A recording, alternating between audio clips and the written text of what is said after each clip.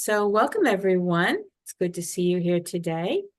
Um, welcome to ghosting, saying goodbye to Casper. And we have a guest speaker today. It's Cheryl Alexis. I would like to introduce our speaker for today. It's Cheryl Alexis. Cheryl has over 25 years experience working in human resources, handling all aspects of HR, including hiring and recruitment, compensation, employee relations, training and development, diversity management, and employee recognition. Cheryl was the Associate Director of Athletics for Human Resources for the Harvard University Department of Athletics and has also worked for several Fortune 500 companies. And now I would like to turn over the presentation to Cheryl. Thank you, Karen, and welcome everybody. I already see a few friendly faces. Karen, Roseanne. It's always great to see folks I've seen before in the past. So we're going to talk about something that can be an issue in today's job search, um, which is ghosting. Anybody have a problem with ghosting? And before I start, I'm going to ask your forgiveness. I am getting over a cold. My voice is horrible. So, hopefully I can get through this and not cough too much, but at least you won't get my germs because we're on Zoom. So let let us get going. The other thing, especially with my wing woman Karen, I love questions. Yes, Sean, ghosting does stink. So you can put questions in the chat. You can raise your hand. While we're on Zoom, I can't always see the chat, but Karen will see it. And please ask questions as we go. And I see Michelle, another colleague. This is great to see you guys. So let's get going. And I am going to share my screen. And hopefully everybody can, there we go. Everybody can see this. Oops, Zoom always gets in the way. Here we go. All right. Let's figure out how to say goodbye to our friend Casper. And for those of you who aren't old enough to remember Casper, there's the generational difference right there, right there. But he was a friendly ghost. The first thing I want to do is get a sense from you of your biggest ghosting challenge. Is it in interviewing when you don't hear back after an interview, or it takes a long time for you to hear back? Is it after you apply? The resume seemed to go into this black hole, you never hear back, or you're getting only automated responses. Is it in networking where you're reaching out to meet people or to connect with them on LinkedIn? You want perhaps informational interviews or to ask somebody about a company, and people don't want to connect with you, or they don't respond to you, they don't get back to you? Or is it post offer? Um, Karen alerted me to the fact that some people have basically been ghosted during the offer process. They get the offer from the employer and then they never hear anything back. So I'm going to stop this share and have Karen launch a poll to ask where your biggest ghosting challenge is. So let's see if we can, there we go. So if everybody can take a few minutes and respond to that. No, this is good. Don't, I need to see these percentages. This is really good. Karen, don't get rid of the screen quite yet till I write these down. So 29% say interviewing, 65% applications, 6% networking, and 0% post offer. Actually, networking has become 5, applications is 68, and interviewing is 26. Okay. All right, guys. Right. Um, let me say Share the this. results. Okay, can everybody see the results? Yes. All right. So, by far, most of you have problems getting ghosted with applications, and we're going to devote a lot of time today during talking about how to deal with ghosting during applications. Some of you are getting ghosted after interviews. Very, very few people are getting ghosted during networking. And I want to start with that. So, Karen, I'm going to go back and share my screen. That's Mhm. okay. Sure. Hold on one second. Let's go here. And Cheryl, Yes, can I make a suggestion? yes. Can we please stop using the term informational interviewing? I get that it's catchy, but it scares people you're networking with. They think you're going to ask them for a job, you're going to turn it into a job interview. You know, that is one of the problems with networking. People aren't prepared to talk to you. That's a really good point, Charisse, if you are going to ask for a job. So you have to ask for advice, for information, other things. And actually, I do a whole program on networking. Maybe Karen will have me back and we'll talk about networking effectively. But I think you bring up a really good point. People do not want to talk to you if they think you're going to ask them for a job. Great And point. sometimes you might just use the term coffee chat. I'd like to just chat over Hmm. coffee, I mean, it can be virtually, it can be in person. And just ask them, possibly you do have an Hmm. interview coming up. And Hmm. sometimes their informational sessions are used for that. So you might want to find out, a little bit about the company culture. And so you might Hmm. say to them, can I just chat with you for a half an hour? Certainly not. I Hmm. wouldn't go over that because you want to be Yeah. respectful of their time. But yes, you can use different terminology and it'll make them feel much more at ease. You can also ask for industry trends, so you're not even focusing on There their you go. company and what opportunities are there. It's how do you see the future of tech now that we've gone through so many changes? Or is cybersecurity an up and coming field? So you've got to sort of prepare questions that because or how did you get to be,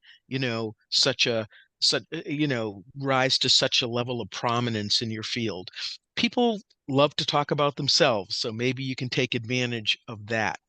So ghosting, employers not they stop making contact with you. A couple of things. First of all, you do have to Mm. expect to be ghosted because the harsh reality of the job market is it is tough. It is not you personally. There's a lot of competition. The whole tech industry is reeling after recent layoffs. People are being screened out. It is really hard. So you need to get your mindset together and say, this is going to happen, but I'm not going to take it personally. I'm going to keep going, keep putting myself out there, keep trying. Um, I can say this as a human resources person for 20 plus years. HR is not there to help you get a job. They are not your friend. They're overworked. They have very few resources. Job applicants like you are not their clients, and therefore you're not a priority. My manager never asked me, Cheryl, when I was filling an HR finance assistant job. Cheryl, did you get back to everybody who applied and let them know where things stood? No, it was always, um, have you figured out who you're going to bring in for an interview? Have you figured out who your top two finalists are? That was the focus. The only exception I made to getting back to every applicant was when I worked at Simmons College. Why? I would get back to alumni. Why did I get back to alumni? because we want them to give money. And that was the only time I made an effort to get back to people, and it was only the alumni. Didn't have time to get back to anybody else. Employers are looking for the unicorn, the perfect fit. So if you're changing careers, I do another workshop on that. You've got to be conscious of the fact that you may bring A and B to the table, but if someone else brings A, B, C, D, E, F, you can't compete with them. So you got to figure out other ways to change careers. And we are focused on screening people out. If we are hiring somebody to be a widget maker, we're going to focus and hone in on those applications of people who have done widget making or used to do it in the recent past. That is just the reality. So if you've never done widget making, or it was 10 years ago, you're not going to be at the top of the list for an interview or to get the job. If I could add a little bit to that. Absolutely, please. Yeah, the career changers. So in this economy, I mean, in this time where we are in history, a lot of companies are risk averse. They really are. We're on the tail end of COVID. It's still out there, but it's not the panic that it was. But a lot of this unsettled environment started then. And there's also, there's a lot going on. This is an election year. There are wars. There are protests. There are companies, following certain leaders that are pointing towards like unhealthy paths. The economy, the stock market fluctuations, and AI, job reduction. There's paranoia around that. And so Yeah. companies are tending to be really risk averse at this time. And typically they're not looking for someone who's been in a different industry. And if you're going for leadership roles, they would prefer you to have been in a similar size company. If you are going for like, say, an officer position, they want to know if you were in private or public before. They want it to be similar because there are differences in reporting requirements and regulations and all of that. Yeah. And they are afraid of you being overqualified at times because, yes, you may be able to do the job, but they're thinking you might be a flight risk and you may come on, briefly, but then leave very quickly to get a better job. Yeah. So they're concerned. They're very hesitant. They're very timid, Yeah. but there are ways around this for career Yes. changes. It's not all doom and gloom. And the No. biggest part, I'll add my 2 cents in here. I'm on a roll. Go ahead. Roll on. The biggest thing is the best way, if you're a career changer and you want to change, move those transferable skills, networking and referrals, they're going to be your best friends.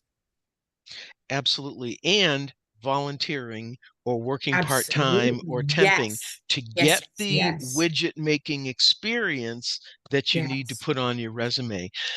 Karen did a great job of explaining the economic uncertainty that companies face, and that's why they're part of the reason why they're so skittish. Another reason is because it is so hard to get rid of underperformers. Sometimes they're part of a union, and frankly, the current administration is making it easier for employees to form unions. And if that happens, there are usually a lot of hoops you got to jump through to get rid of people. You can do it. I've done it, but it's a lot of work. You also have spent all this time recruiting and training, and then the person doesn't work out, and you got to overburden the other people to get the work done. So companies want to make sure they're hiring the right person, and you need to be prepared to explain why you're the right person. Let's move on to the first ghosting challenge I want to talk about, which is networking. Now, only 5% of you said this is an issue. That is a huge clue. That means 95% of you feel, you might get turned down once or twice. But for the most part, you can connect with other people to talk about jobs, trends, industry trends, whatever it is you need to talk about. This is the easiest ghost to fix because you can control it. You can reach out to people, and it is the best way to minimize ghosting in the future. Because if I have a stack of applicants in front of me and Karen calls me and says, Cheryl, Charisse applied for that job. Did you look at her? I'm like, uh-oh, I bet, right away. Charisse, your resume comes to the top of the pile and you're going to get a look. And by the way, those of you who've been with me before know how much time do I spend looking at the typical resume? Put your thoughts in the chat. How much time do I spend looking at the typical resume? And Karen, I'm going to rely on you to tell me what's coming through in the chat. We have two that say 15 seconds. Another And- one, less than a minute, 7 seconds, 30 seconds, 20 seconds, I love it. 3 minutes maybe. Ooh, 15 1 to minute. 20 seconds, people. That's what you're getting from me. But Charisse, because you got referred by Karen, and I know and trust Karen's judgment, you're going to get a whole 1 or 2 minutes. So right away, see how networking gives you an advantage in the job search. It's the easiest thing to fix, and it's the best way to prevent ghosting in the future. Now, so don't isolate. I just went through being laid off last fall, and it's really easy to sit home and have pity parties and drink Pepsi and eat potato chips. But you want to get out there. You want to meet people. Outdoor weather is coming, so all of us New Englanders are going to come out of hiding soon, and we're going to be in the parks, and we're going to be in the farmers markets and the dog parks and the beach. You want to get out there and meet as many people as you can. Waiting in line is your friend, because if nothing else, you can say, boy, this line is bad. Is it bad this every Tuesday, or is this just my imagination? Meet and talk to 2 new people every week. Now, you've got to network in person. You have to network in LinkedIn if you want a professional, corporate, or office job. It is not optional. So you get yourself on LinkedIn. I'm going to show you a quick example later on of what you want to do. Look at Meetup. Look at professional associations. Maybe there's an alumni association at your school. There can be webinars. There can be in-person meetings. I don't think I've made a secret of the fact that later on this year, I really want to relocate from Boston to North Carolina. So I took my daughter back to school. She goes in Virginia. And then I spent several days, boogied on down the road another couple 100 miles, and spent time in Raleigh. I met people in the local HR group. I met people from the meetup group, and everybody was really friendly. I got names, connections, and that is a great networking base to build on. So this is the number one thing you've got to do to avoid ghosting and to find a job. Some people said, I think it was, what was it? It was 26% of you said you get ghosted after your interview. Why does this happen? Sometimes the company promotes from within. A lot of times too many people have applied and the recruiter is overwhelmed. Sometimes the position was eliminated, or again, we have budget uncertainty. The process is complicated. I remember looking for one job with the craft organization, and we had to do a video interview, and then they had 3 little games you had to do. Even Home Depot, it's online, and then there's a 50-question personality test for Home Depot. A lot of times you're the number 2 person, and the company is waiting on the number 1 person to make a decision, or they're still negotiating. And finally, things happen with the interviewers. They get sick, or they're out on FMLA, whatever the reason is.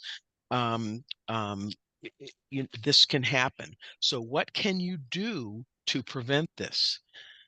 First of all, make sure you're prepared for the interview. If you are doing a video conference, right, don't sit like this in front of your computer. Make sure that all of your tech is working. The second thing, have a portfolio. These are samples of your work that you can give to the interviewer. And you can say, hey, I only have one set of these.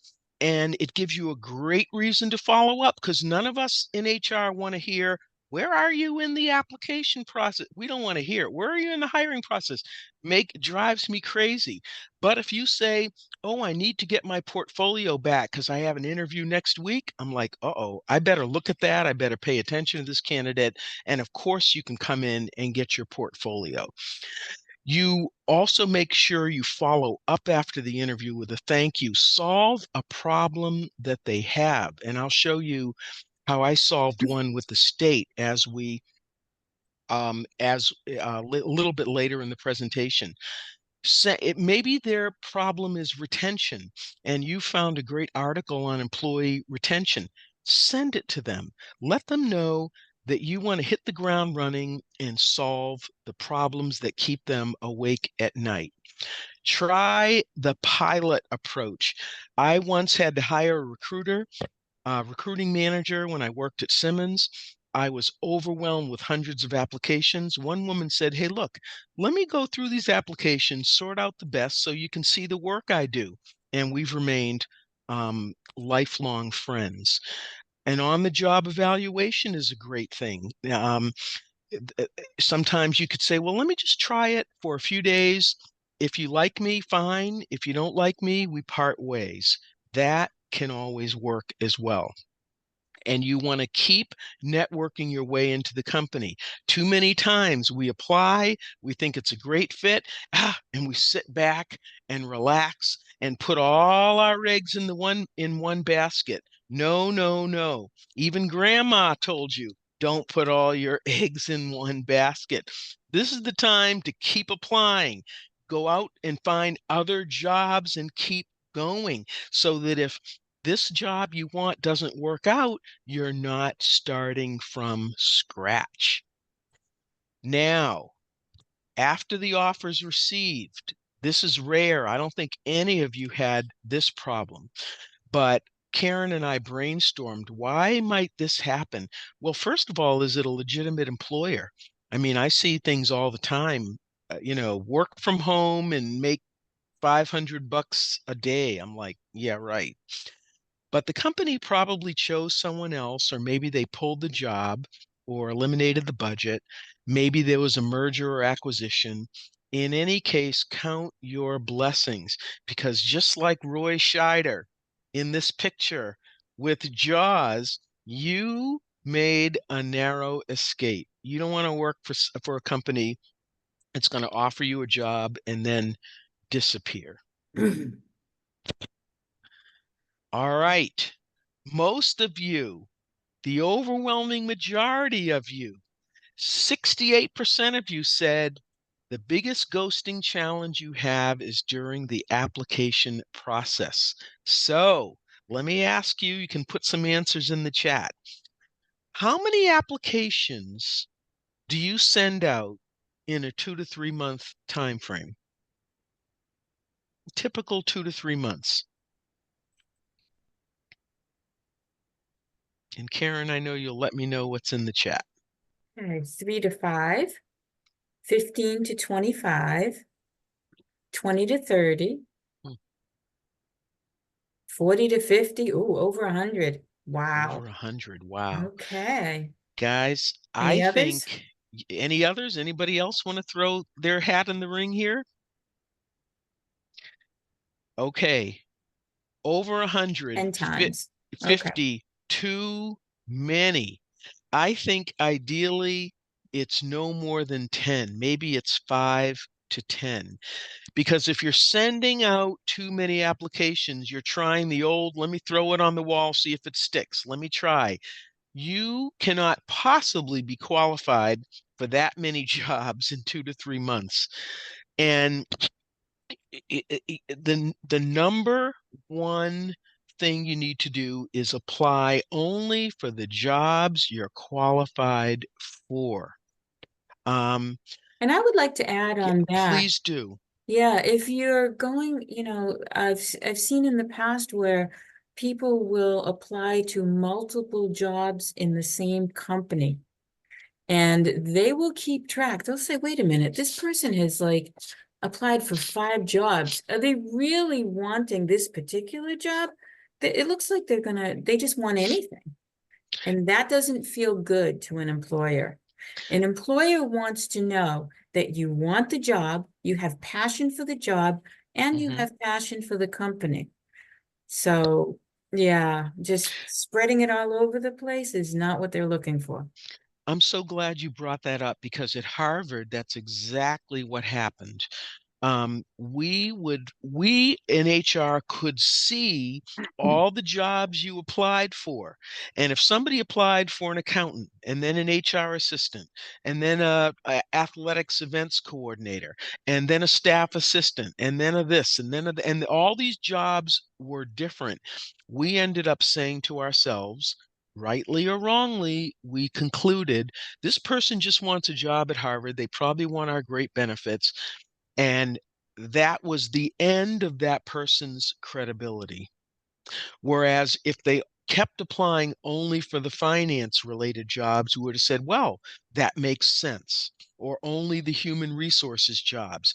So we could see what you applied for, how many jobs you applied for, and it was real easy by the time the 5th, 6th, 7th application comes in just to dismiss it and say, forget it. We don't even need to talk to this person. You also want to make sure you followed, excuse me, all the directions. If they ask for a cover letter, you got to submit it. If they ask you to submit it as a PDF, submit it as a PDF, not a Word document. If the other thing is apply early. The Commonwealth of Massachusetts will tell you they only look at applications submitted within the first 14 days of the job being posted. So if you apply 30 days after the posting, it's too late. You're not going to get a look unless they really get pretty desperate for that job. And this is one reason why I never recommend submitting a resume through Indeed or ZipRecruiter or anything like that. You can find out about the available jobs on those websites, but they don't let you customize your resume for each one, and they don't let you write a cover letter or a list of references. And you gotta, then you're not meeting all the required steps for the job. So you cannot run a job search with just your cell phone. You got to have a computer.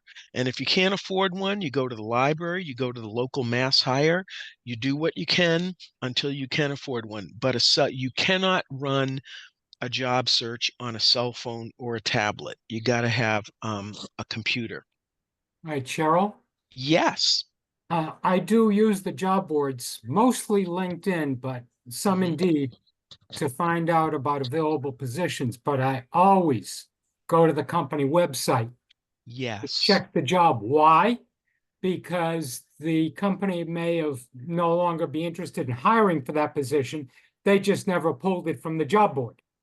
Exactly. Excellent point. Excellent point. And that's exactly what I recommend. You can source a job anywhere, Indeed, ZipRecruiter, whatever it is, Monster, but then you're absolutely right. Go to the company's website and apply there. Plus, you also are verifying it's a valid posting. And as you said, that it's still current.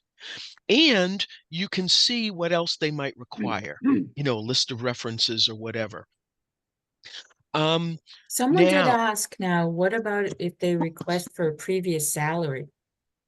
That's illegal, isn't it? oh boy. In Massachusetts, yes. I think it's Ah, illegal. well, the thing is,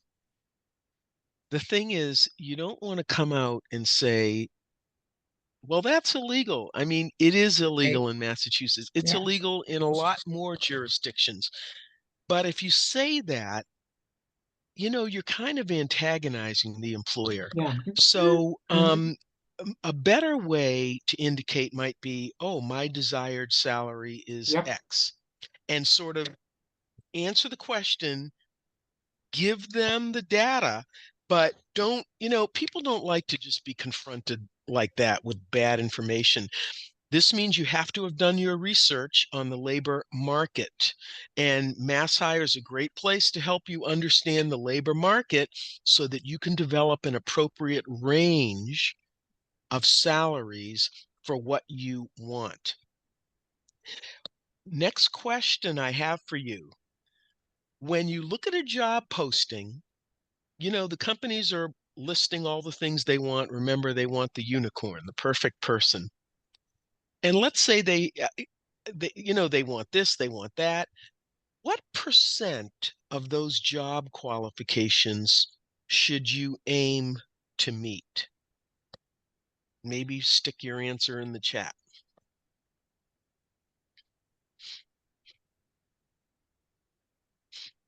80%, 75, 60 to 70, 80, 80, I think the 70. 80% is a good one. 75% minimum.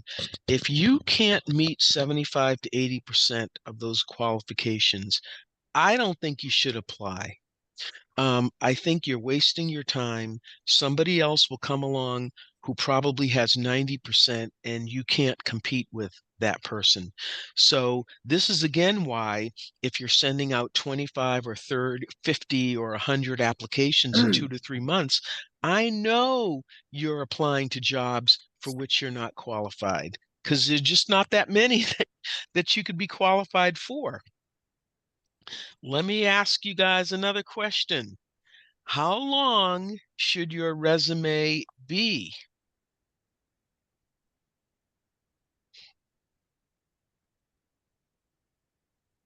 And again, if you put some things in the chat, 1 page, 2 pages max, 1 to 2 pages, no more than 2. Basically, that's it. Yeah. you guys are on target. 1 to 2 pages, 2 pages max. But I'm going to throw in a little monkey wrench here. If you're looking for a job that is either entry level or mid level, you don't want to have necessarily a 2 page resume because employers will think you're overqualified. So go by, if they're only looking for somebody with 3 to 5 years experience, and you give them a 2 page resume with 20 years, you're going to get it's going to get tossed out 9 times out of 10. So your resume should never be over 2 pages, but tailor it to fit the years the employer is looking for. Okay? Okay, So, Cheryl, oh, yes. I only go back a max of 15 years, but I'm showing 4 positions. And it's stuffed because what I ran into was I would strictly tailor it for exactly what they're looking for. Mm-hmm. And I would maybe have a phone screen with HR. Mm-hmm. Oh, and we're also looking for that. It's not on your resume, so we're not interested, but it wasn't in the job description, and I do have that skill. You know, that's a really good point, Charisse. I hope I'm pronouncing your name correctly. Yes. Um, it gets back to that point about employers looking for the unicorn.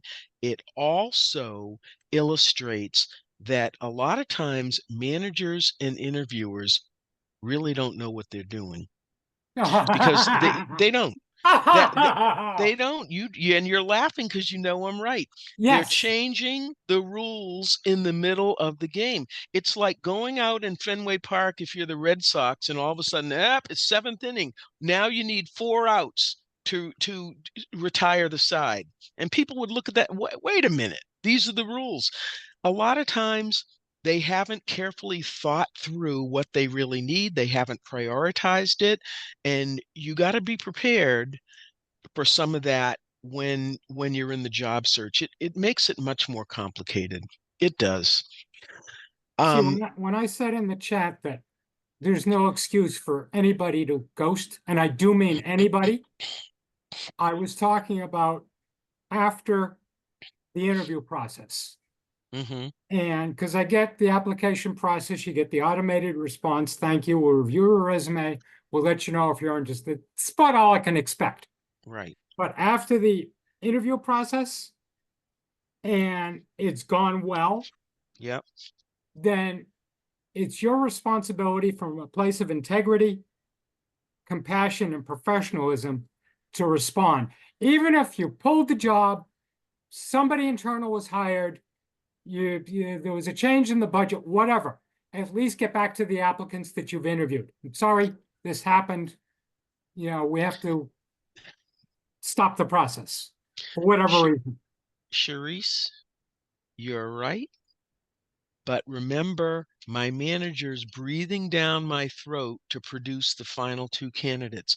My manager is not saying, did you get back to the 149 who applied and you're not going to pick? Yeah, but you're not interviewing 149, you're interviewing 6, I maybe sh 10 on a good day. we should get back to him. You're absolutely right. You're absolutely right. That's the professional thing to do. It is compassionate, but I'm just saying it doesn't always happen. And if you walk in, remember this, if you walk in with this portfolio, this gives you a really good way to follow up Yeah, because but you can always say, I need to come by and pick it up. You know, I have another interview. yeah, All but right. all interviews today are done virtually. At least A, the first 2 stages. a lot of them are done virtually. And, you know, the video interviews, that's, you got to look into a machine and project enthusiasm and competence and everything else. Um, hey, you know, I don't know. We just all keep trying. And Uh, right now I'm in the middle company I applied to. It's a law firm. And I've since updated my resume to show that I'm currently working. mhm, I used the older version. I got an interview from them mhm. directly with the hiring manager. And Good, she said, your resume rose to the top of the pile. Of good. the 60-something resumes they got, I'm the only one that attached a cover letter Wow. because there was no option to attach a cover letter in the application process. But Mhm. I figured out a way around it. Good for you. And And then I proved, this proved the statement that I was making. Like I told her in the interview, if I've got an obstacle to deal with, because I want somebody who's positive, who's energetic, who, figures out problems, which is what I do in IT. mhm. I said, I figure out a way around it, over it, under it, through it, or some way to neutralize it. And I proved it by doing that. That's And then, exactly the right approach. And you also confirm my point that for jobs that are professional or in an office, like in a law firm, cover letters are, I think, still needed and a way to make yourself stand out from the other applicants. and then So, part of part of the job involved doing documentation. mhm, So I said, I do a lot of documentation. I get that it's not particularly popular in IT because IT people like to solve problems and mhm, documentation sort of falls by the wayside. I says, mhm, I like doing documentation. I like to write. And in mhm. fact, I'm writing 2 books right now Oh, on good. extraordinary people of color and extraordinary women. Cool. And she says, That wow, sounds that's great. cool. I'd love to see them when they're done. So I Yeah. sent her excerpts.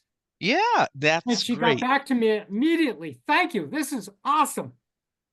And Great. I haven't heard Great. anything since. And I've been doing follow-ups. Well, maybe the answer is, hey, how about if I come in? You must be overwhelmed if you haven't hired and work for 2 weeks, show you what I can do. Maybe the pilot approach could work. But let me move on you actually indicated this. How many years should you go back on your resume? No more than 10 or 15. And for those of us who are over, 50, it's hard because we're just as proud of what we accomplished at age 30 or 40 as we are with what we accomplished last week. But there's a way to showcase those accomplishments, but you have to use a hybrid resume. I'm going to give you an example. You cannot do the reverse chronological resume and go back 20, 30 years. It will kill you almost every time. So let's take a look. Hold on one second here. All right. Now, the biggest challenge, but the best payoff to avoid ghosting during the application process is to customize your resume for every job. And you'll read it online. HR people say, customize your resume, customize your resume. But has anybody ever shown you how to do it and why it's so important? I'm going to actually show you how.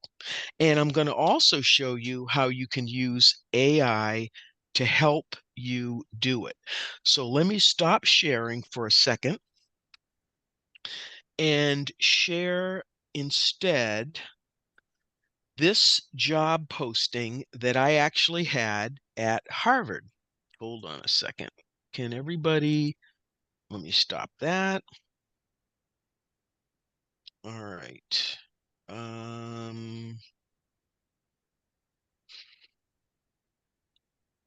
All right, let's go here.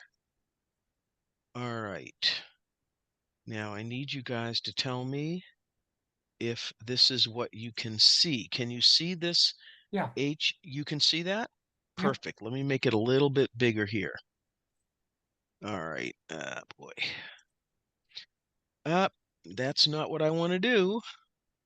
Let's try it again.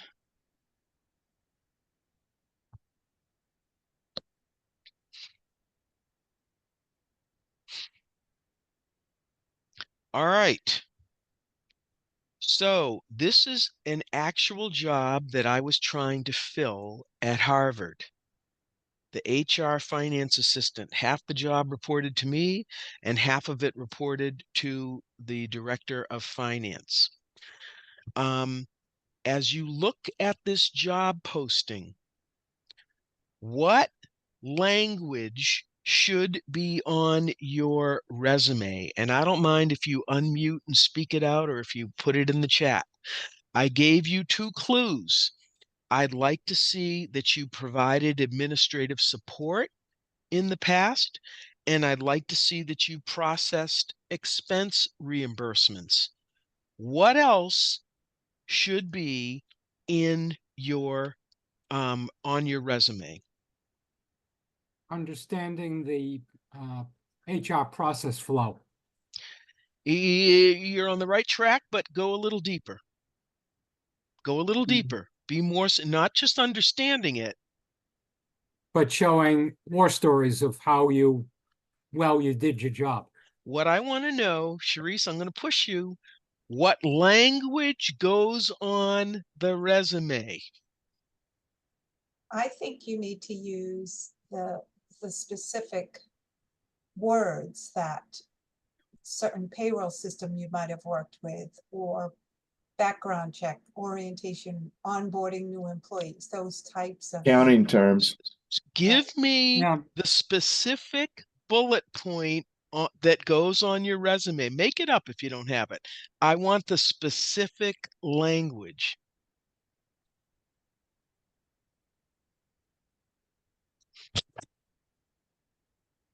That I prepared job postings and wrote job descriptions. I provided recruiting Susan. support. I Yes. completed new hire. I've done all that too. Yes, Complete new hire that's the- paperwork. Yes, that's the language I want to see you put on, that you've handled, that you've handled, look at this, financial reconciliations. I want to see that you prepared job postings and job descriptions. In That you fact, prepared that whole thing right there, I need to put that on my resume because that. that's what I did at UPS. That is that you resolved payroll issues, that you did data entry. Yeah. This Yeah. has to be on your resume, and you spit back the exact language that is here. You don't, and too many people just go off on this tangent, and I'll show you some examples of what I got. But this is the language you're looking for. Now, And here's I would add to that, Yep. if you can quantify any part of it to show Yes. them the volume, to show them the accomplishment of, decreasing time or Yes. increasing sales, or whatever it is, Right. if you can quantify Yeah. it, even better.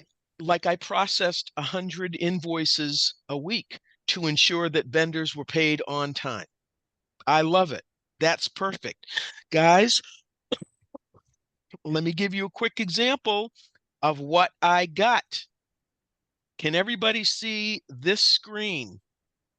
No, still looking at the job description. Yeah, that's what I don't like about these things. You have to stop sharing and go back and okay, hold on a second here. That's why I don't like it's like have to go back and do it again. Here we go. Share screen. All right. Now can everybody see? Yes. Great. Here is what I got. The actual resumes that I got for that job. And the names have been redacted to protect the guilty. So here's the first one. Objective to obtain an internship in a professional environment, blah, blah, blah. There's so many things. No, you can't be, it can't be like, this is my goal. Yeah, You know what I mean? Susan, There are so many thank things you. wrong with what I'm looking at. Right. I don't care what your goal is. Right. I care about whether you can do the job I need to have done. Right. Objectives are passé. You want to use instead a profile, a summary. I'll give you an example soon, but this is the first strike. Then I get here, and I go down here to law firm experience. I know McDermott, Will and Emery is a law firm. And guys, in here, how much of that language in the job posting do I see? None. None. Maybe keep files up to date.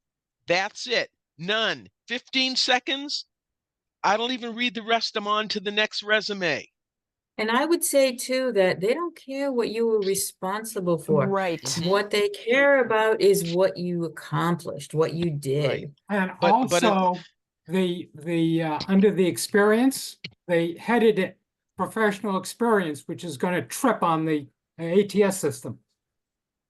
Well, that it could, but believe me, at Harvard recruiters read every resume. That's another reason why you want to network, because you want to know, are they using an ATS, or are human eyes seeing the resume? That is really critical to know if you can find it out. Guys, here's the next resume that I saw. Vibrant, passionate, creative professional with 7 years experience in social services. Is that what I'm looking for? No. Not at all. I don't need you to be vibrant, passionate, and creative. Especially, what do I want? Creative financing and invoice? No. And then you keep going down here. The stuff they should have highlighted. Use ADP for payroll, hire, train, supervise, direct reports. That stuff gets buried in all this junk. Way too many bullets. Oh my God. Way too many bullets. Medication administration. Do I really guys, is my HR finance assistant going to be administering medication? Hopefully No. not. No, it's this, then you get down here, Are they going to be implementing service and safety plans to women at risk involving drug and alcohol dependencies? They No. didn't even spell that right. Medication administration, psychiatric crisis. By this time, I'm laughing. I'm saying this person wrote a resume with everything she ever did in her life and the kitchen sink and wants me to go through and pick out the relevant parts. Forget it, not doing it. On to the next one. And this is just another example. Guys, do I want somebody to help people with finances, budgeting, and shopping and daily living? Well, No. finance and Say, budgeting, maybe. yeah, but that's not what, but Charisse, that's not the way they phrased it. They could Yeah. have said, prepared monthly budgets for clients using Excel and tracked budgets to ensure that actual expenditures were in line with planned. That would have been a whole lot better. That's not what they said. And then jewelry purchasing. I don't really care about that.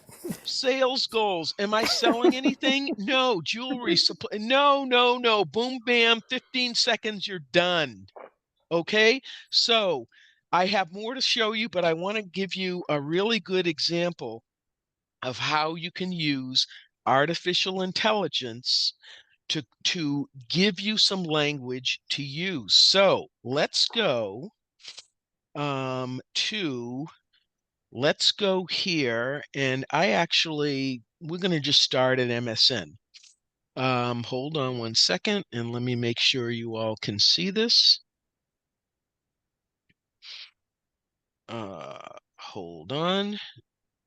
Share screen. All right. Can everybody see my homepage? Well, this is MSN. Yes. Yes. This is MSN. Oops. And you may have Google, it doesn't matter what you use. Some people have DuckDuckGo. It doesn't matter what you use. I personally have just gotten in the habit of using this, so I use it. Now, okay, there you go. Go ahead, Karen. All No, right. I just wanted to say now we can see it. We weren't Great. a few seconds ago. Now, you can go to ChatGPT or whatever your favorite AI tool is. I'm going to go to Bing AI. I like Bing AI. Here's Bing AI right here. Bing Chat right here. So now this is my AI companion, and you can use whichever one you want. So I'm going to say, please prepare resume for human resources / finance assistant with experience in. Now, give me some words from that job posting, people. Shout them out. In experience in invoicing. Yes. So I'm going to say processing. It would be helpful to not. Great, Roseanne. What else? You guys, hiring, training, let's say onboarding people. onboarding, new hire orientation. Yep. What else? Preparing job descriptions. Preparing job postings. Give me some others with the finance piece. There was also reconciliations. Yes, financial reconciliations. And let's say accounts payable. Okay, now you could put more stuff in there, but watch what happens. I hit submit, and AI is going to give me a draft resume for free, people, with the relevant experience. Now, I don't really want to use this template. I'm not going to use an objective, but look at what it's giving me. It's giving me the language that I need to put on my resume. Look at all this, guys. Look at this. Easy. Nobody needs to be a creative thinker or writer anymore. No, I know. It's kind of a shame, Susan, but here's the deal. So I would never use this resume, but I would have this resume on the left-hand side of my screen, Yeah. and I'd have my template on the right-hand side. Not objective. I would call this a profile or a summary. And look at what they have. Then under H, I would talk about process. This is where Karen talks about quantifying an average of 50 plus invoices a month, ensuring accurate, timely payments, prepare post-job vacancies, resulting in a 30% increase in qualified applicants. Look at this. You don't even have to think of all the language. You can take what AI gives you and doctor it up to fit what you've done. Okay, so that is the really cool thing about AI and how you can use it to help you in the application process. Does anybody have any questions before I move on? All right, Cheryl. Yes. What I do is, well, first off, I have 4 different resumes, 4 different templates. Mm-hmm. One is my plain generic vanilla. Mm-hmm. One is healthcare and medical devices and biotech. Another is legal, and another is training. Yep. Okay. Could be the same position, but in different industries, because Right. and nobody in legal cares that I know HIPAA. Correct. Okay. Correct. And that's exactly what you do. Now, let me move on because I'm going to show you an example of customizing. I want to get there really quick. Hold on one second. So, I showed you how to use AI to help you. I'm going to move on to a couple of other things. First of all, what is a resume? And I'm just going to leave it up like this. Here we go. What is a resume, everybody?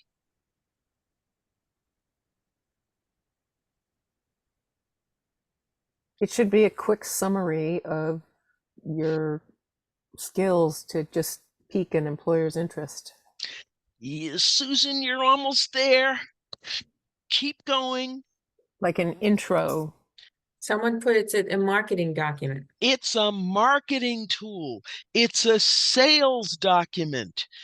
And the number one mistake people make is they look at it like it's a personal work biography. It's everything you've ever done. Instead of doing what Charisse just said, tailoring your resume to fit the job you're applying to.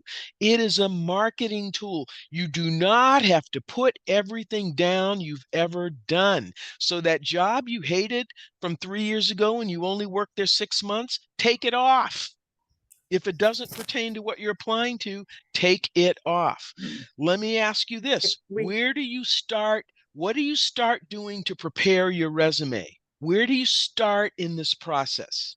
Well, I take the job description. That's it. That's it. Stop right there. You take the job posting. Too many of us start writing a resume based on what we've done.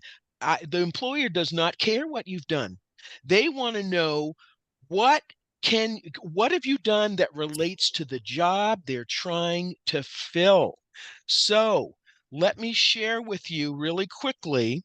And you're trying to lure them. It's as Brigham says, it's an enticing tease to get you an interview. And that is the Exactly. purpose of a resume, to get you the interview. It's not to get you the job, Exactly. it's to get you the interview. Exactly. Now, guys, I'm going to show you an example of extreme customization. And this is what redacted. Here we go. Now, Han Solo. Can everybody see Han? Yeah, I'm a Star Yes. Wars fan. Okay, I admit it. I'm not a Trekkie, but I love Oh, Star we Wars. can talk. Yeah, we can talk. Anyway, Han Solo really worked for me when I was at Harvard Athletics. He was the HR and finance assistant for a short while. And he came to me and said, Cheryl, I got my degree in sports management, sport leadership, and I really want to apply for this job at Duke University in athletic events and operations. So these are the people who set up the facility, who get the visiting teams into the locker room, who, do all this sort of stuff. Now, this is the resume he gave me. Great educational background, experience here at Harvard. The economy was tough, so he did some carpentry work. But the work that is relevant to the job at Duke is where? It's Yeah. right here. This is the relevant job stuff. And where did I find it? Halfway down the resume. Guys, not going to help poor Han. I don't want to read halfway down the resume to find the relevant stuff. And here's more relevant stuff. Don't want to do it. So put on your thinking cap for me. He's applying for a job at Duke University. Where is Duke? In North Carolina. Yes, in Durham, North Carolina. What do not everybody, but what do many people in the South think of those of us in the North? They don't like us. They don't like us. We're a bunch of we're arrogant. We talk too fast. We are not friendly, not going to help. And when you look at his resume, it screams Massachusetts, Massachusetts here, Massachusetts. And the other, New England. The other problem is that if for a job like this, which is not a senior level job, do I want to pay the expense of flying somebody into interview or to relocate them? No. A lot of times employers will weed people out based on where they live. If you live outside the commuting range, guess what? Your resume goes to the bottom of the pile. All right. So here is what I did with Han's resume, and it doesn't look bad, right? Most of us would say that's not a bad resume. It looks pretty good. This is the makeover that I gave Han's resume. Let me just share this. Hold on oh, biscuit on a kumquat. All right, hold and on. also What's that? He put his experience right at the top. I mean, his education right at the top, which is, with that much experience, never a good idea. Well, and if you're just out of school, you might Yeah, but- have to, but he's showing we really, what, 5, you're 6 right. years We experience. really care more about your experience. Now, guys, here's what I did with his resume. First of all, I took off the address. Hopefully, the reader, the hiring manager, recruiter can at least get to what I've done, because they're not focusing on the fact that I'm from Boston. I added this: I will pay my own interview expenses. That means you don't have to pay to just talk to me. If you really like me, I will pay to get down there. Then, remember I told you about a hybrid resume. This is an expanded hybrid resume. You start with a profile or a summary or an executive summary. I don't care what you call it, but it's a snapshot of who you are and what you can do right at the top. And all the stuff I put in here, I took right from the job posting.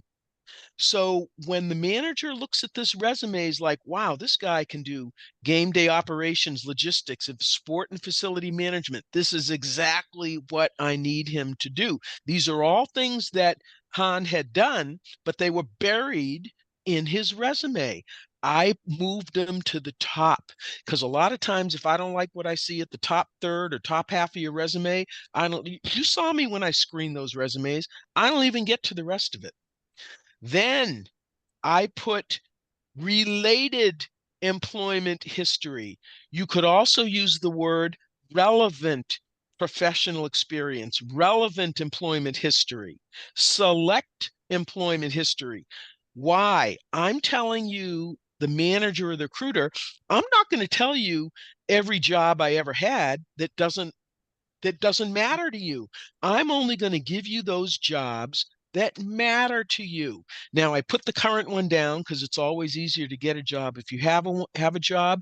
Duke is also Division I. Duke also promotes excellence on and off the playing field. So tell people that.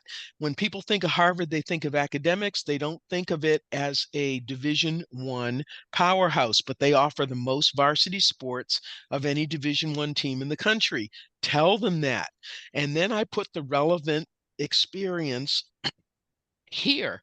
It doesn't matter that I'm not using bullets here because I used them up here, and I don't want this resume to be more than one page. Then one of the biggest things I did to customize it, HR people will tell you all the time, always put your most recent degree first. In this case, it's his master's and MBA in sport management. People, why did I put the Liberty University degree school first? Because Liberty University is a conservative religious university, and that's what they care about down there. Nope, that's a good guess, but it's not the reason I put it first. Why did I put it first? Good guess, but that's not it. And Raleigh is, institutions of higher ed aren't so conservative as we think. Why did I put it first? Because it's in Lynchburg, Virginia. Because it's in local. the South. And I'm telling the recruiter, I lived in the South. I know the South. I'm not afraid to come back to the South. This is where I want to be. So that is why I flipped it. Now, people, with this resume, Hans submitted it. There were 260 applicants for the job. And I got him the interview with this resume. And the only reason he didn't get hired is because what do you think happened? Who could beat out this kind of a resume? They hired internally. Exactly. They hired internally. They had an intern there. They knew the person and they went with an internal hire.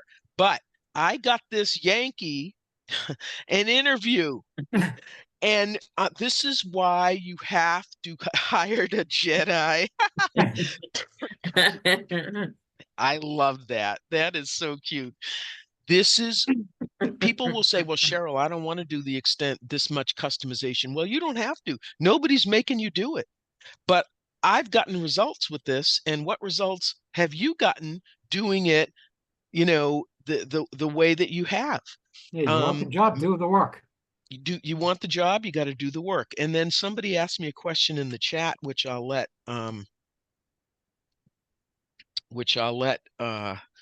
Karen, if you can read that for me, that would be great. There's a question. How do they know the only reason they didn't get the job? How do you know that? Because he actually made a trip down there and talked to the manager. That's why. And found out, it's you can always say, hey, I need to visit Aunt Flossie. She lives in Raleigh, North Carolina. And guess what? He doesn't have an Aunt Flossie, but maybe he has a roommate. Get in the car and drive. If you really want the job, get down there. And that's what he did. So he met the manager, walked in with a cup of coffee, and that's how he found this out.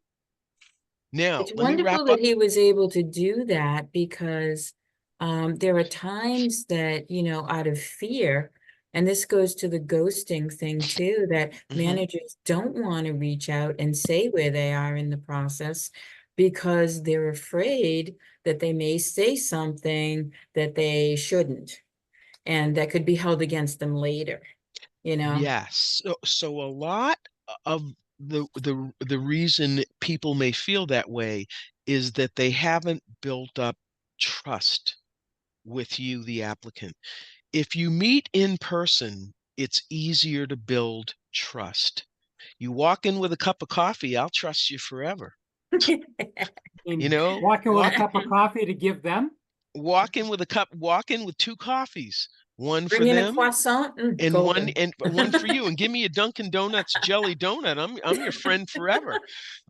So what Well, I'm I trying kind of did that once. to And so it came up in conversation that I like to cook. And the interviewer asked, what do you like to cook? And I said, well, what would you like? She says, I really Mhm. like Italian. So I made an Italian meal, authentic Italian meal with Mm. Peregrino sparkling water and brought it Oh, into her. oh, I love it. I love it. But I hope your job was for a dining services job. No, it was for Or IT. well, Okay. that isn't going to always help you with IT. But just a couple of other ideas, and then I really want to get to questions because we're running late. Don't forget your self-care. When you're networking, it's so easy to be down and depressed. Resist the temptation to isolate. Get out there, exercise, eat right, talk to people. Um, and it's kind of easy for somebody like me who's an extrovert. I'll go talk to the wall. And if the wall doesn't answer back, I'll say, well, the heck with you. I'll go talk to that wall. But if you're an introvert, I showed you a book earlier, Networking for Introverts.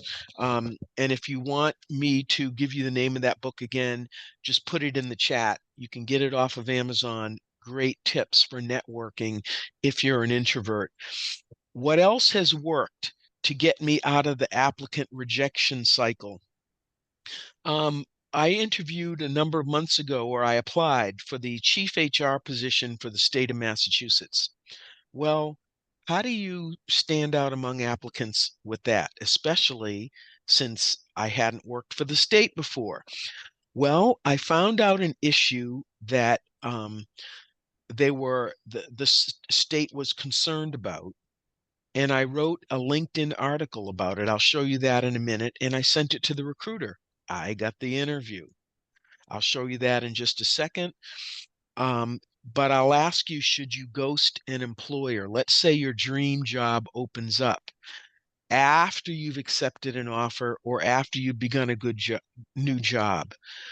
My philosophy is no. You reap what you sow. Um, I don't recommend this most of the time. But if it's your absolute dream job, you might have to tell the employer, hey, look, I just got an offer to be, I don't know, um, help build the next, what's a spaceship that Han Solo fly? The Millennium Falcon. Falcon, yeah. Yeah, I just got an offer to work on the Millennium Falcon. I just can't say no. But I don't recommend this most of the time because you really, your word is your honor, and maybe better to say, look, let me fulfill this, let me do this first and then come back to you. But I can understand why people do it, because in this economy, employers are not loyal to you.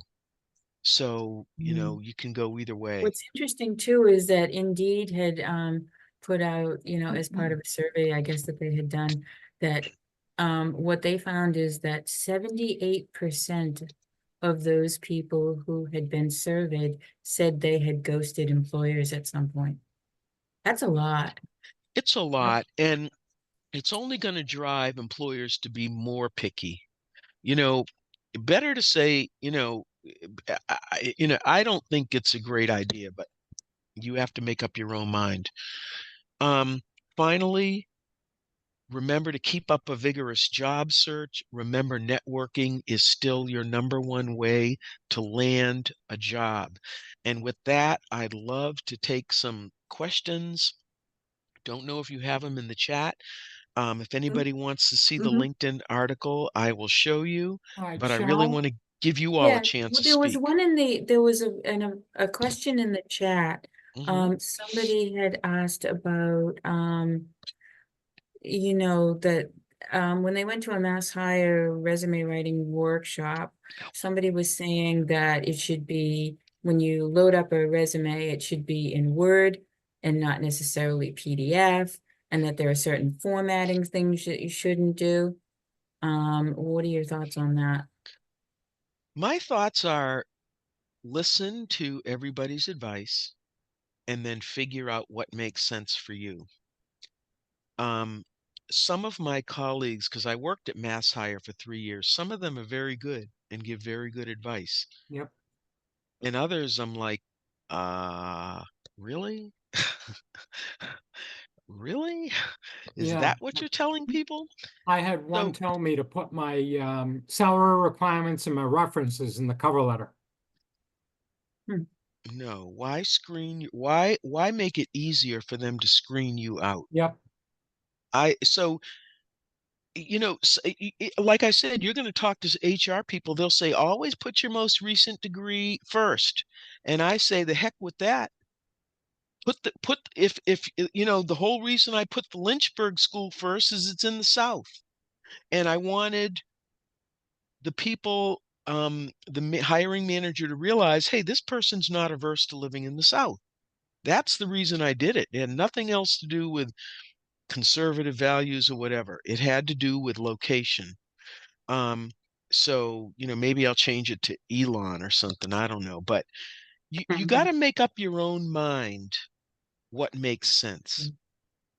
Another question in the chat is that they asked, and I'm assuming this applies to like the application process.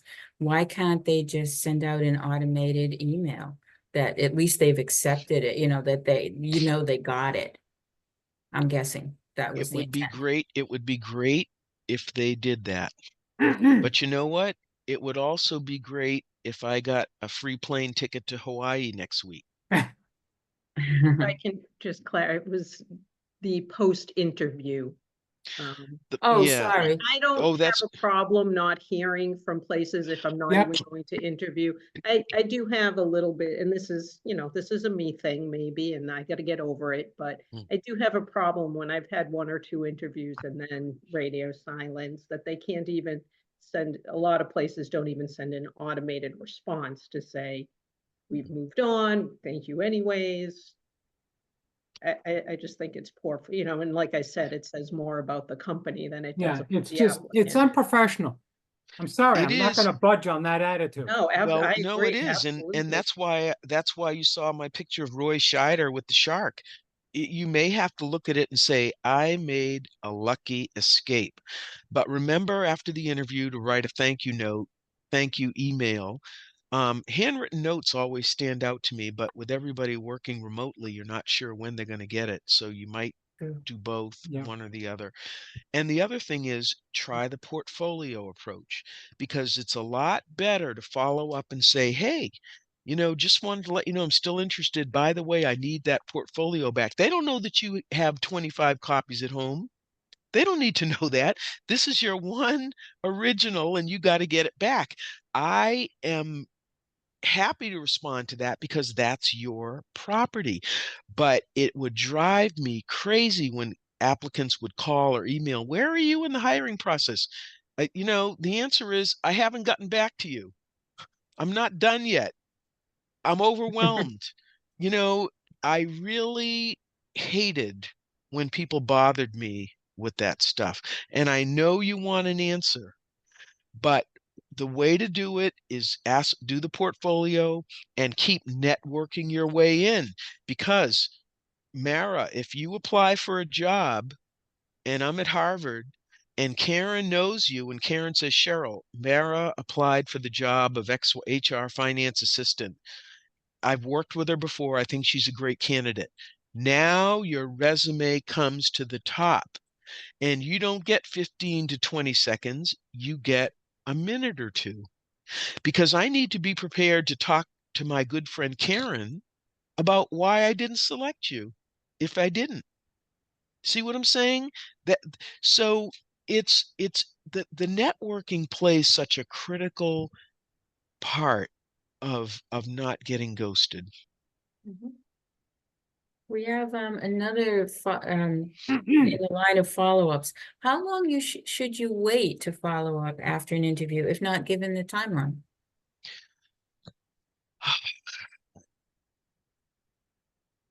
My sense is following the interview, you write the thank you note. Maybe a week later, you send an article that's interesting. You can follow up to get your portfolio back, but you know, there's no hard and fast rule. I will just tell you from the perspective of a human resources recruiter, I hated it when applicants did that because I'm already overwhelmed. I don't have time to get back to 150 people and tell them why, you know, where I am in the process. It would eat up my whole day. And I'm really sorry because it's not right, but it's the reality. And I've heard someone say that, after 3 attempts, move on. Move on. Move on, find, whatever, and the thing is, as long as you've done your part in doing the thank you note, and whatever, positive spin, maybe addressed any questions that might have come up and you've, in your follow-up, you've provided an answer or a solution or something, when you move on, you never know what's going to happen because I've had in the past where it did a couple situations. So one was somebody I was working with, and he wanted information about a company, to know about the culture. He wanted a connection. I was able to match him up with somebody. And then he ended up coming in second. He was told he was second. And he did a nice follow-up thank you, saying, please, along the lines that, thanking for the time and consideration. And if there's anything that comes up, love to work. I would love to work with you. And, if you could just, keep me in mind kind of thing. And the person, number one candidate, declined. And so it ended up being a good thing because they came back to him and he got the job. I've also seen with my personal experience where I didn't get the job, but a year later, they reached out to me and said, we have an opening that we think you would be great for. So you never know what's going to come down the road. You never know. Right. You never know. You never know. Okay. Just a comment in the chat that's Uh-huh. said that unemployment actually has a response for submitting an application, which says no response. Okay. All right. Excuse me. That's hilarious. But they got it, even though you're not getting necessarily what you Yes, need, but that's hilarious. And that's what I'm okay. finding more and more. You'll get an automated system that says we got your response, but we're only going to get back to you if you're selected for an interview. And that tells you all you need to know. All right. I think I depressed them all, Karen. Oh, I didn't no. want to do that. No, the biggest thing is that, the networking is going to help you. And certainly if you can get referrals, that too, the referrals that come, afterwards helps just give you that little extra edge, especially if you're a career transitioner. We have a Absolutely. question from Brigham. I just wanted real quickly, hi Cheryl and Hi. Karen. Hi. Cheryl, if you could share your browser again, I just want to point something out real quickly. And I hope I Sure. haven't done this before, but if you could share your screen, I just want to Sure. show something. Do you Show want your to browser. see, hold on a second. Let me go to Edge. Yeah. Excuse me. I'm so sorry about my voice today. So if I share this, now this was the last thing I had, which was That's perfect. the AI, the AI chat. And Right. is there anything else that you wanted to see?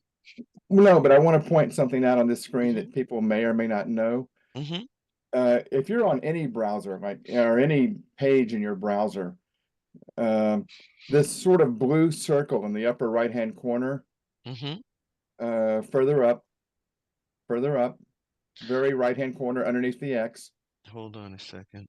Oh, it's kind of I don't know This? if it looks Yeah. like it. Yeah. That is a link to Copilot, and it's available to you from any page you're on. So you don't have to do the Bing search or anything. You can click right there and it opens up Copilot. And I love it. Copilot is Microsoft's Chat GPT. Mhm. Okay. And Just click it. yeah, and now you can type in any question, show me a resume, make me a resume, make me one with everything, whatever, Great, thank For you. human resources recruiter. And I love it because, But you could type it off to the right on once you click on that kind of ribbon thing, it opens up that sort of off to the right page. It says ask me everything. Oh, at the bottom of that, right? Yeah, you can type panel. it in Yeah. right there and you I can could. still be on a different web page. I love And it. I love it. And look at this. Okay. So Look you've at got both this. going at the same time. right. Hey, Ah, and look at that's this. cool. See, It's learn something really new. cool. Me too. So And you look could at be on the this. company's web page, open up Copilot by clicking on that ribbon, and then in the right side of the window, type in your AI question, and you could cut and paste right from, like, say you had the company's description, job Mm. description on the left side of your browser, you could open up Copilot and start, pasting words right in.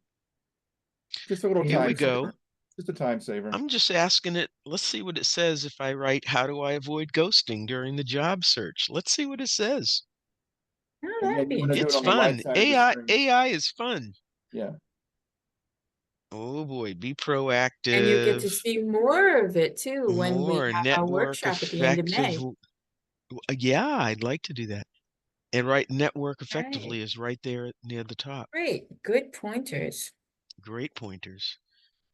You can control your Okay. search actions. There you go. There you go, people. Very good. I love it. Thank Okay. you. Thank you, Brigham. I appreciate that. All right. ZipRecruiter. Okay. All right. Cheryl, So, Yes. question I have. Since hiring managers are being obscenely particular, looking for the non-existent purple squirrel. Charisse, not all of them are obscenely particular. The ones I deal with are. Oh, you'll find the right one. But you're in Because- tech, and remember. Because they post a job, they take in resumes, Mhm. and I see it on LinkedIn. They've gotten 60, 100 resumes. They ignore that, repost again. They'll do that 2-3 times, and then they'll either lay off for a few months and then redo it again. I'm dealing with one like that now. Or they hire a recruiter who contacts the exact same applicants that already applied for those jobs. And since there are an average of 2 jobs for every applicant in the Commonwealth, what the hell is going on? Well, first of all, you're in the tech field, right? Yep. That is undergoing a lot of shifts. There have been layoffs, cutbacks. There's a lot of shifting going on in that field right now. So I think that's part of it. The other question is, the longer you're out of work, the more employers tend to think that you're not up to speed with current technology. And that's why I went back to consulting, which I Right. did. Right. So, which is a good thing. And the other thing is, can you volunteer? Generally, for-profit organizations have a hard time with volunteers, but nonprofits can legally hire volunteers. So you could go to your local YMCA or the local library or your local house of worship or your kids or your grandkids' school, whatever it is, and say, hey, do you need help with X? Whatever it may be, putting in a new system or reviewing cybersecurity protocols or whatever it is that you really want to do in your next job, and do it on a volunteer basis. doesn't have to be long, 10, 15 hours a week, but it's something you can put in that profile at the top of your resume to show current experience and results. So that might help. But one thing, the longer we're out of work, the harder it is. And you really got to do something, volunteer or temp or do something, I think, to get back in there. And Karen, did you have any other thoughts about the tech field? I'm not as up to date on that. Have you looked at Yeah, dice.com, Charisse? I haven't recently, although I should update my resume there. I've been dealing mostly with LinkedIn, some with Indeed.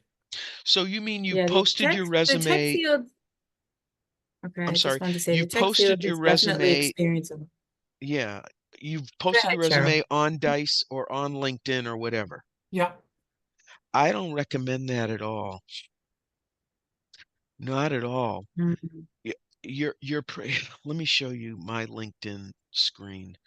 Your profile is your LinkedIn is your resume. So if I go to my LinkedIn, here's my profile. Can everybody see? This is my feed, my page. Yeah. Excuse me, I'm sorry. So, y- if you look at my profile, and you can access it here or over here, you'll see a description, you'll see some other stuff, you'll see some experience. I don't put everything down because then you would realize I'm really 95 years old if I put down that I worked back in the era of Teddy Roosevelt. You don't look a day over 30. Bless your heart. We need to get you to the eye doctor, Charisse. Remind me to send you a coupon. So, I put that down, Ms. Karen. I put that down, and the bottom line is this is enough of a resume. The reason I hate posting your resume on websites, Dice, LinkedIn, whatever, is because unless it's a precise fit for the job, you're going to get screened out.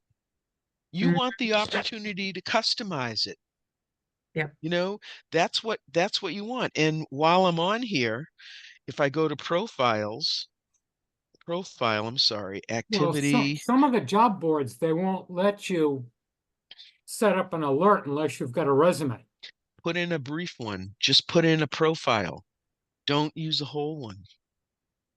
And again, this is just to show you, um, when I was applying for the chief HR job, Governor Healy had just signed an executive order focused on skills-based hiring, eliminating the requirement for a college degree unless absolutely necessary.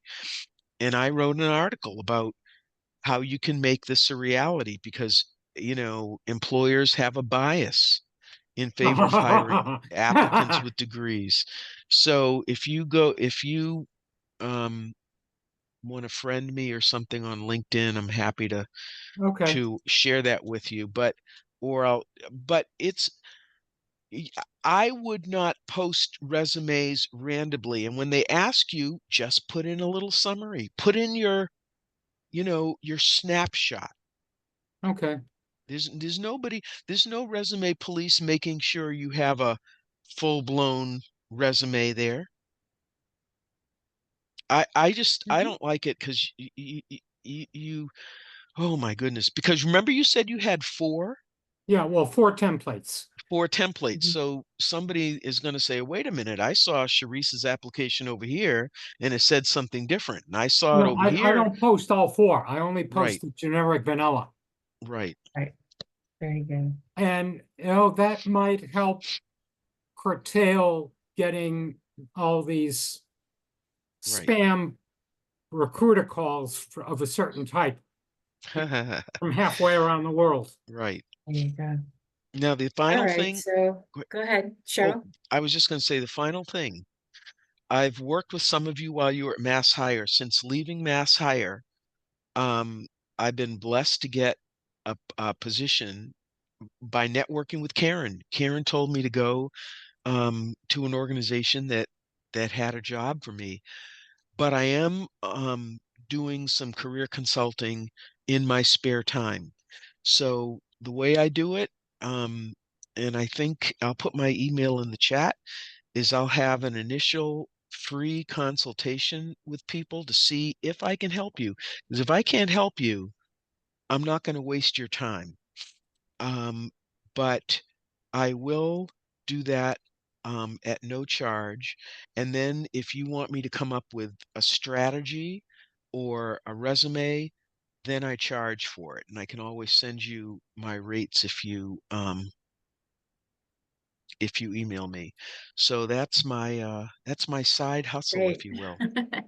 Thank you so much, Cheryl. And this has been a wonderful presentation. Lots of great interaction, great questions from all of you. I Mhm. want to thank you all for coming, and I hope you have a great rest of your day. Yep. Thank you all.